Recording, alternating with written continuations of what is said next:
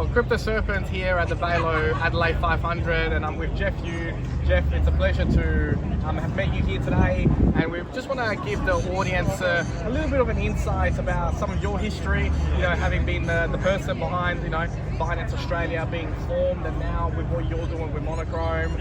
I think it's brilliant. So first of all, thank you so much for being on the channel. Oh, thanks, Ivan. Yeah, it's my pleasure. So tell us a little bit about what your involvement is, with the racing and what you're up to. Yeah, so today we're in a Monochrome GT Village. It's the GT and Porsche paddocks in the Velo Adelaide 500 this year. We have the opportunity to be a part of motorsports. We've been with motorsports for a couple of years now, and it's been an awesome sport. We love the culture, the people. And behind us is the Monochrome GT4 Australia first runner-up, season first runner-up car.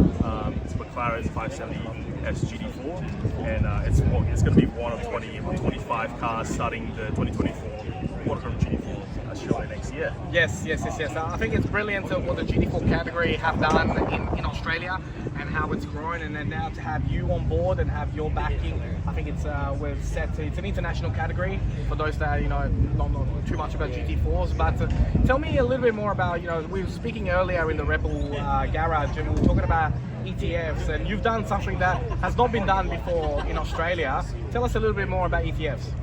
Yeah, so when I started Monochrome, my mission was simple, right? So I provide a safe and regulated platform for investors in cryptocurrencies to be able to achieve their investment goals. So one of the biggest questions that we get asked is that how do we get people that doesn't want to engage in places that are unregulated or anything that is unclear when it comes to regulation, because they don't trust it's not like they don't trust crypto, because they don't trust the operators in the space.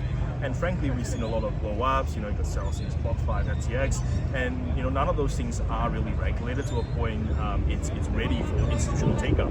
So Monochrome is in the process of launching a spot Bitcoin ETF on the ASX. We hope that's going to come in soon, and there's a lot more to it, but I'll let you ask the questions. Yeah, look, I think it's really fantastic what you guys are up to. I know the government challenges that you will have to have faced, to get to this stage where you are now. And I completely agree. I think a lot of people have blindly trusted centralized exchanges and sort of felt that they were safe, like a bank safe. But of course, that's not the case. And as we learned and we're discovering more and more and more, what makes a institutional investor trust ETFs more? What is it about them? Well, it's a word called the regulatory wrapper. So Bitcoin itself is it's impossible to regulate as an asset class. But the point of entry and exit is, we call the on and off ramps, can be regulated. We see the benefits of regulating, say, crypto exchanges in the US versus the unregulated ones that have collapsed. So you can easily see the difference of that. And we've seen a lot of hacks, whether it's through inside jobs or malicious or just incompetence of people are looking at the product, because outside of the regulatory structure, you don't have a rule to follow. So everyone does their own thing. So governance are really weak in those products, and it led to all these failures. So today, right, so you look at all the regulated products from Bitcoin, it's not lost a single cent of Bitcoin ever, but we've seen multiple hacks ongoing, billions of dollars lost every year to hacks and scams in unregulated platforms. So that gives a literally clear picture of why institutions would trust a regulated product, which has a stable protocol, and not something that pretends to be regulated. Yes. I think that's the thing that we touched on there is really, really critical. Pretends to be regulated. I mean, that's the big one. I've noticed that you've showcased the 15 years history of Bitcoin. So yourself, I would imagine you are very passionate about teaching people about the history, where it started, the progression, where it's going, and what particularly are you looking forward to in 2024 and beyond when it comes to this side of the educating the world about Bitcoin?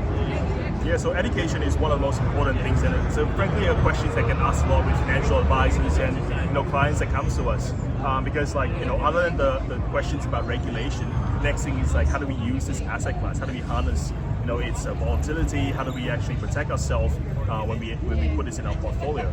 So that little bit of 15 years of history of Bitcoin is kind of like a tribute to where it all started. Yes. The ups and downs of the asset class, and people didn't believe in the first place. To you can see 180 of some of the players like Jamie Dimon and Warren Buffett and things like that. It sort of led through and into the BlackRock ETF, El Salvador adoption, MicroStrategy, having Bitcoin treasuries, and leading up to 2024. And what I'm really excited about 2024 is really the launch of a lot of these highly anticipated spot Bitcoin ETFs, because that will unlock a new institutional wave of inflow into the asset class, and we've never really seen this before with Bitcoin. And frankly, it's really hard to predict what will happen to the price of Bitcoin. Yes. But I gotta please, I got my own opinion, but for the sake of the audience, I'll let you guys decide what's going to do with the price of Bitcoin. Yes. Yes. I think it's really, really important.